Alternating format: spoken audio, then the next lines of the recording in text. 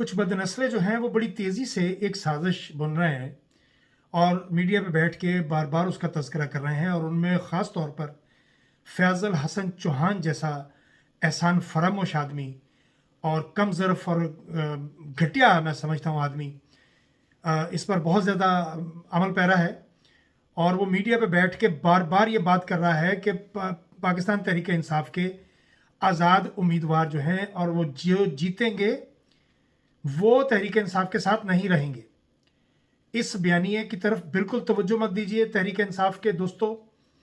ये वो बदनस्ले लोग हैं जिनका अपना घर अगर बसता नज़र नहीं आता तो ये दूसरों का उजाड़ने पे तुल जाते हैं। और फैज़ल हसन चौहान ये जब पीटीआई में भी था तब भी मेरा कोई पसंदीदा आदमी नहीं था। ये हम सिर्फ इसलिए बर्दाश्त करते थे कि ठीक है कप्तान ने इसको रखा हुआ है, वरना तब भी इसकी जो गुफ्तगू थी वो आपने सुनी थी कि घुंघरू, पायल, पाजेब, तबले, ये इन अल्फाज का इस्तेमाल बहुत ज़्यादा करता था। पता नहीं इसका कौन से घुंघरू बाज़ार में इसका ज़्यादा वक्त गुजरा है कि ये हर वक्त इसके मुंह में घुंघरू ज़रूर रहते हैं। अब ये बंदा बार बार एक साजिशी बयान दे रहा है कि पाकिस्तान तहरीक इंसाफ के जितने मुंतखब होने वाले MNA MPs जो हैं जो आज़ाद हैसियत में होंगे वो पाकिस्तान तहरीक इंसाफ के साथ नहीं रहेंगे। पहली बात तो ये है कि पाकिस्तान तहरीक इंसाफ की जानिब से कोई उम्मीदवार आज़ाद हैसियत में ये इलेक्शन लड़ ही नहीं रहा। और दूसरी बात ये कि तहरीक इंसाफ से सिर्फ बल्ले का निशान वापस लिया गया था, और वो भी नासूर लीग की ख़ानदान शरीफा की शदीद ख्वाहिश थी बल्ला लेने की, तो उस वजह से उन्होंने बल्ला उन्हें दे दिया और पाकिस्तान तहरीक इंसाफ के उम्मीदवारों को मुख्तलिफ तरह के निशानात जो हैं वो अलॉट कर दिए। उन्होंने तो अपनी तरफ से तजलील करने की कोशिश की थी, लेकिन जिस तरह के मीम्स बनाए हैं, जिस तरह के नगमे बनाए हैं, उन निशानात को लेके अब ये उस पर भी सर पकड़ के बैठे हुए हैं कि ये क्या हो गया।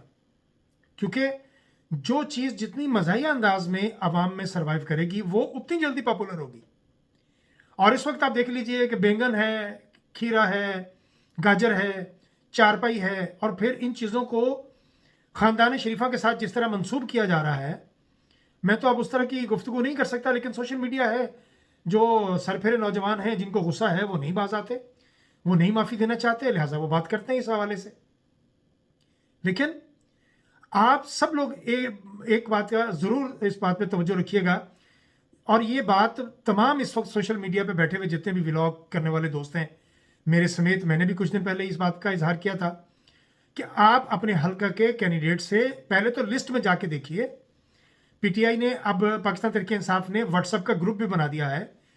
आप जिन जिन दोस्तों के पास पहुंचा है आपको चाहिए कि आप तेज़ी से अपने उन दोस्तों की दूसरे दोस्तों की जानिब भी उसको मुंतकिल कीजिए ताकि दोस्त उससे मुस्तफ़ीद हो सकें, और हर तरह की जो ताज़ा तरीन इतलात हैं आपको व्हाट्सएप पर मिलती रहें।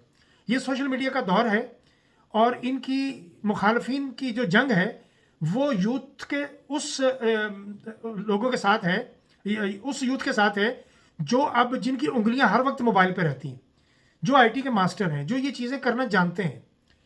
ये अब सिर्फ एक ही काम कर सकते हैं कि इंटरनेट को बिठा दिया जाए, अरबों रुपए का नुकसान कर देना जो है वो मंजूर है, लेकिन बात नहीं आगे बढ़ने देनी। अरे खुदा के बंदो, जो चीज़ तुम 2 घंटे के लिए बंद करोगे वो तो रिकॉर्ड हो चुकी, वो तो अगले 2 घंटे के बाद पूरी दुनिया में फैल जाएगी और लोग उसको बाद में फिर देख लेंगे, इससे क्या फ़र्क पड़ेगा।